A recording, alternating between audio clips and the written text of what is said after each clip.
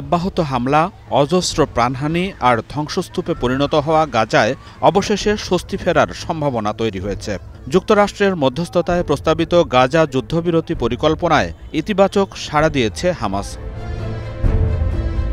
ইসরায়েলে গণহত্যা বন্ধ, জীবনধারণের জরুরি উপকরণ সরবরাহ এবং জিম্মি মুক্তির লক্ষ্যে শুক্রবার যুদ্ধবিরতি চুক্তির বিষয়ে নিজেদের সিদ্ধান্ত জানায় প্রতিরোধ যোদ্ধারা। হামাসের পক্ষ থেকে বলা হয়, গাজায় জনগণের বিরুদ্ধে চলমান আগ্রাসন থামাতে মধ্যস্থতাকারীদের সর্বশেষ প্রস্তাব নিয়ে হামাস নিজেদের অভ্যন্তরীণ পরামর্শ এবং ফিলিস্তিনি দল ও শক্তিগুলোর সঙ্গে আলোচনা সম্পন্ন করেছে। হামাস তাদের ওয়েবসাইটে প্রকাশিত বিবৃতিতে আরও উল্লেখ করে, ভাই প্রতিম মধ্যস্থতাকারীদের কাছে ইতিবাচক মনোভাব জানানো হয়েছে। আমরা সম্পূর্ণ আন্তরিকতা ও গুরুত্বের সঙ্গে এই পরিকল্পনা বাস্তবায়নের জন্য আলোচনায় অবিলম্বে অংশ নিতে প্রস্তুত। এরই মধ্যে হামাসের অবস্থান জানিয়ে দেওয়া হয়েছে ইসরায়েলকেও।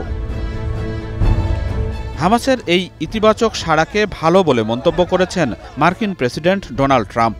এয়ারফোর্স ওয়ানে সাংবাদিকদের সঙ্গে কথা বলতে গিয়ে তিনি জানান, আগামী সপ্তাহের মধ্যেই গাজা যুদ্ধবিরতি নিয়ে একটি চুক্তি হতে পারে। তবে তিনি এই মুহূর্তে আলোচনার বর্তমান অগ্রগতি সম্পর্কে অবহিত নন বলেও জানান। এর আগে যুক্তরাষ্ট্রের প্রেসিডেন্ট ডোনাল্ড ট্রাম্প ইসরায়েল ও হামাসের প্রায় ২১ মাস ধরে চলা যুদ্ধে ৬০ দিনের যুদ্ধবিরতির জন্য একটি চূড়ান্ত প্রস্তাব ঘোষণা করেন। যুদ্ধের ৬৩৭তম দিনেও ইসরায়েলের গণহত্যা থামেনি। শুক্রবার ইসরায়েলি হামলায় নিহত হয় অন্তত ৭১ জন।